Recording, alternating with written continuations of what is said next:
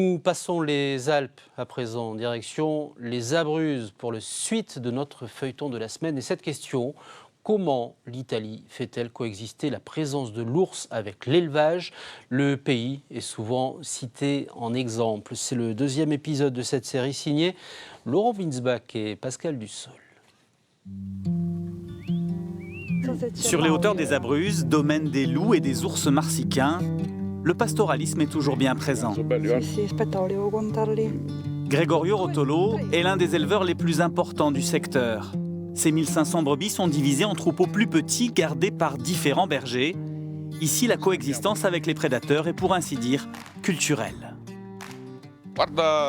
Nous, ça fait 4 ans que nous n'avons eu aucun dégât lié à l'ours. Et le loup, c'est presque pareil. Cette année, nous avons eu une brebis prédatée par les loups en plein jour, sur une autre montagne que celle-ci.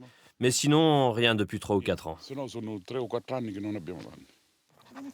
Élevés depuis des générations pour éloigner les loups et les ours, les chiens des Abruzzes sont au moins une demi-douzaine par troupeau. La nuit, les brebis sont regroupées dans un enclos protégé par des fils électriques payés par le Parc national des Abruzzes. C'est également le parc qui indemnise les éleveurs pour tous les dégâts provoqués aussi bien par les prédateurs que par les cerfs et autres sangliers. Quand il y a un dégât, nous avertissons le siège du parc qui, dans la journée, nous envoie les gardes pour vérifier s'il s'agit d'une attaque d'ours, de loups, de chiens ou autre. Nous faisons tout pour entretenir de bonnes relations avec le parc. Nous devons vivre ensemble. Ça ne sert à rien de se livrer à des guerres inutiles qui ne rapportent rien. Il faut dire qu'ici, les prédateurs n'ont jamais disparu. Les éleveurs eux-mêmes n'imaginent pas la montagne sans eux. Se prémunir des attaques fait partie du métier.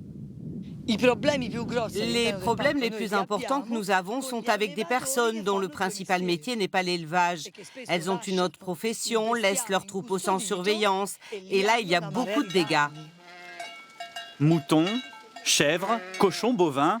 Sur sa ferme bio, Alessandro Tamburo élève tout type d'animaux pour leur viande. Toujours grâce aux chiens et aux clôtures électriques, l'ours se tient de lui-même à distance de l'exploitation. La cohabitation avec le loup est plus délicate, mais elle fait partie du jeu. Ici, il faut pratiquer l'élevage tel qu'il a toujours été fait, c'est-à-dire coexister. Dans cette coexistence, il y a du positif, du négatif. Mais pour quelques bêtes perdues, nous vendons bien nos produits grâce au tourisme et pouvons investir et nous améliorer.